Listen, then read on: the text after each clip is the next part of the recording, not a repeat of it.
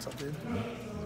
Good. What was that experience, catching a touchdown pass, like, and everybody swarmed you? It was a great feeling. Just being there with my close friends. I think one thing about this team is we're really close knit, and we've built a lot of great relationships. So being able to share that moment with my friends was pretty awesome. Did you know that was?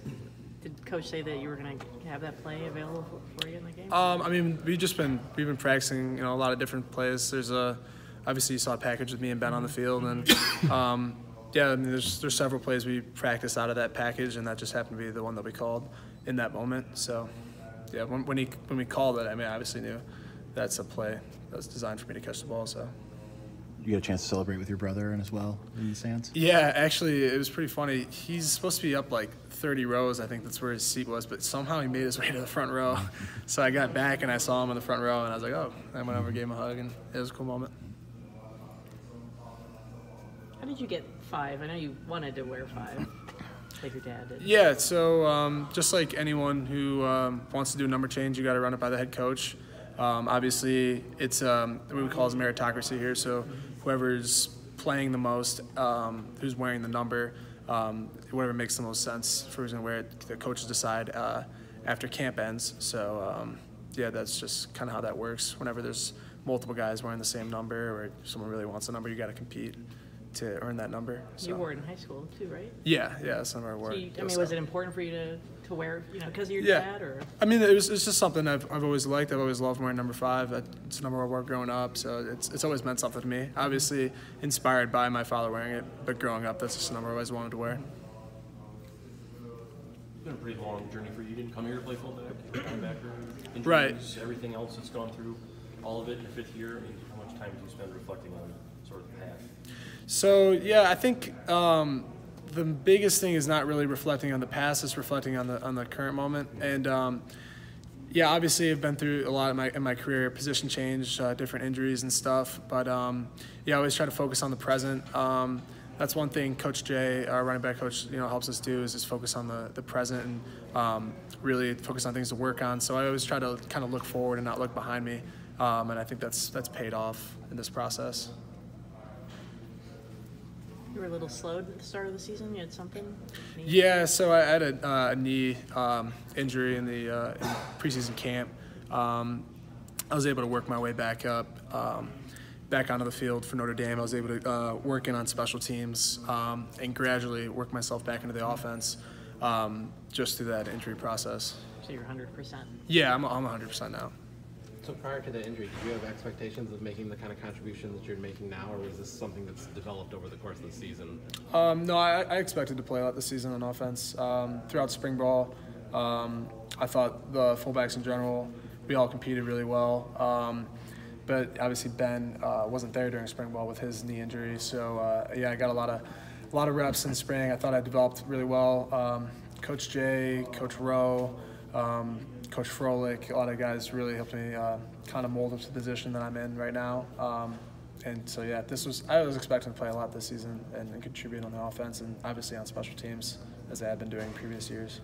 You mentioned the 2 fullback package. When did that start to develop? Did it come like when Ben started having success running single back type of stuff? Or I guess when did you start practicing this kind of package? Yeah, so that's kind of developed throughout the year as Ben. I mean, obviously, you guys all know how versatile of a guy he is and how great of a football player he is. So, yeah, as his role has expanded, I've seen my role expand as well. And I know in the past few years, they've liked to get multiple fullbacks on the field, as you guys saw the goal line packages with Poggi and Khalid, and even with Ben on the field last year. So we weren't really surprised when they put that in. They just like to get guys on the field who can block and make plays. Yeah.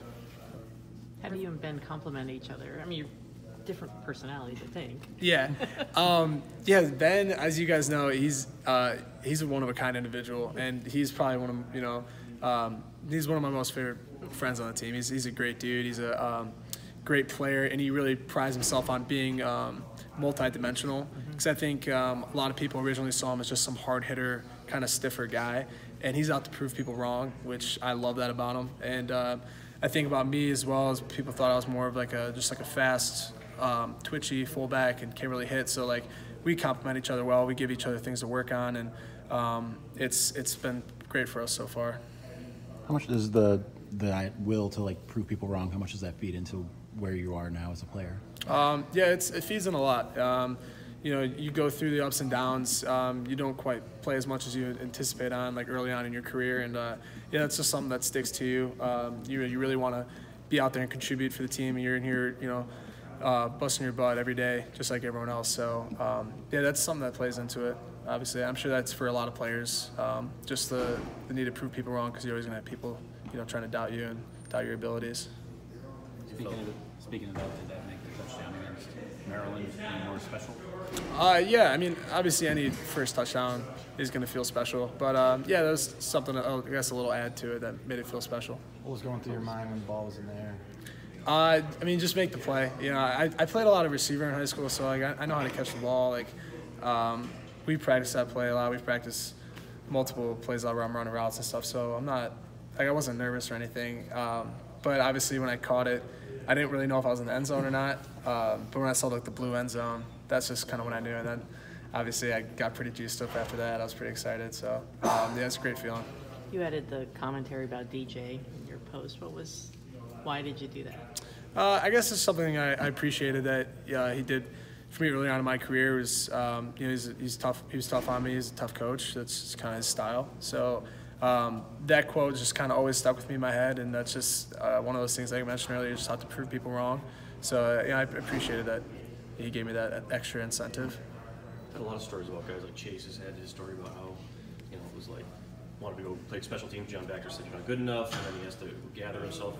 In the middle of your career, was there a point where maybe that was the point, or maybe there were other points where you said, I've got to block all this out, it's getting tough, but hunker down or leave? I mean, is that anything that goes through your mind? Yeah, I mean, there's a lot of things that go through your mind, throughout your career, especially just because all the changes and stuff that have taken place. I mean, we've had play different positions, we've had different coordinators, different coaching styles that you get. So I can't really pinpoint one moment. I've said it's just been a steady pace of really trying to work myself on the field and really contribute to this team.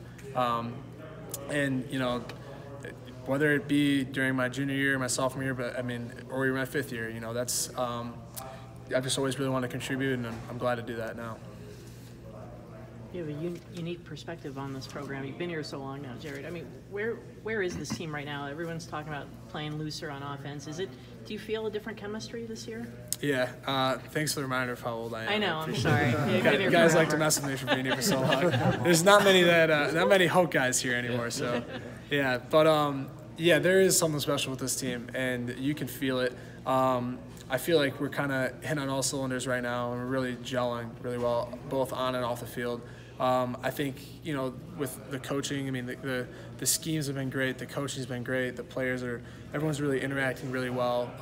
Confidence is there, which is, really what you need, especially in these big games that are coming up. So, I sense something great about this team, and I've played with a lot of guys. The guys on this team, I love them. They're all really good dudes. I'm sure as you guys have interacted with them in interviews, but there's just a lot of really good people on this team. No big ego guys, really guys who just want to win. So. Did you sense that before the season, or did the Northwestern win trigger something, or is there at some point this year, or these last 6 games? I think it's something because there's freshmen, junior, senior. There's so many guys from different ages on the team, and you kind of go throughout a process. Obviously, at the end of the year last year, we didn't accomplish what we wanted to do after we lost South Carolina. But as you go through winter conditioning and spring ball, things start meshing. And I think really during spring ball, when you realize how much talent you have, I think that's when guys really started meshing. And then you obviously go through the summer, and then camp is a grinder. As you start winning, as you start gaining that confidence, you go to Northwestern, we're down by 17, and guys, it's easy to start arguing with each other on the sidelines, but, guys are picking each other up. There was never a sense of, it's your fault, do this. It was more of a sense of let's do this as a team collectively. So I thought that was special. You could really see it there, that this is, a team that's poised to do great things. How much do you relish getting to go into a game like Wisconsin where it's going to be, hard-nosed fight on both sides of the ball? Considering playing teams that maybe weren't considered that, how much does this team and you just personally relish getting to play in a game like this? We love it. We love the big games. can't really ask for much more under the lights against Wisconsin, a team that you know that's going to bring it. You know, we get juiced up for this kind of stuff. There's going to be some big hits. It's going to be a hard, tough game. They're well coached. They get really good players. So it's just one of the things you come here to win these big games, and you got to win these games to win the championships, and that's why you come to Michigan. So There are people who think that the 5 wins are against, you know, mediocre to not so great teams. How do you respond to that? Yeah, I mean, there's always going to be people knocking what we do on the field and the success we have. I think some of those teams were pretty solid. I think they were well-coached teams. I think what we've done on the field shows that we're going in the right direction, and we're really starting to gel at the right time. And I think that's what's most important is, you know, coming in here and getting a marquee win against, you know, obviously a ranked opponent. So I think that'll be big for us this Saturday. It'll be a nice test to really show where we're at as a team. Who wears the Michigan jersey 5? Better, you or your dad? I don't know how to answer that. I'd say we both wear it pretty well. It's a special number to him. It's a special number to me. So. But in all seriousness, Jared, is it hard? I mean, Jack was here. Is it hard to follow in, you know, when your dad's been here and quarterback here, to follow in those footsteps, the pressure? Not really. That's one thing he's always been great about. Is it's not about what he did here. It's about like what the mark that you leave, the legacy that you leave, and whether you have as much success on the field as he did, or, you know, it's all about making your mark and contributing to the team in some way, and really, you know, enjoying yourself and yeah, like I said, like leaving your own legacy here. So it's not so much about really pressure. He wants me to write my own story and do my own thing. You've had a really unique one. I mean, I know you said you push forward, maybe someday down the road. I mean, do you sense that it's been a very, like we talked about earlier, not many Hope guys left. You've seen a lot of stuff here. It's been very unique. Yeah. Do you is that not lost on you when you go through this? Yeah, I mean, it's something you appreciate. It's just like it's a process, and it's something that's helped a lot of us grow as individuals. I mean, I'm not the only one who's been through here and who's been through ups and downs. I mean, you can look at Chase. He's been through a ton of ups and downs. You can look at a guy like Joe Hewlett, Noah Furbush, Brandon Watson, I mean, Lawrence Marshall. I mean, you can see him. Brian Monet. The list goes on, and it's just really exciting to see our 5th-year class really contributing and making our mark and doing great things on the field. Anything else for Jared? Thanks, Jared. Thanks for your time.